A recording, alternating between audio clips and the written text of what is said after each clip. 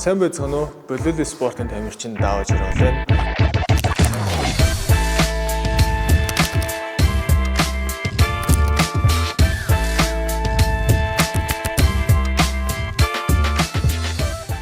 За би өнөөдөр оюутан дүүндрийн маань өдөр тутамдаа хэрэглэдэг энэ цахилгаан скутер, цахилгаан дугуйны талаарх машин хэрэгтэй мэдээлэл өгөх гэж байна. За цахилгаан дугуй, цахилгаан скутер маань одоо тээврийн хэрэгслийн дид ангилал буюу мопедийн ангилалд хамаарагддаг болсон стандарт шинээр батлагдсан байгаа юм шүү. Уг стандартад хамгийн чухал нь 16 наснд хүрсэн хүн цахилгаан скутер, цахилгаан дугуйг урах шаардлагыг тавьж өгсөн байгаа юм шүү.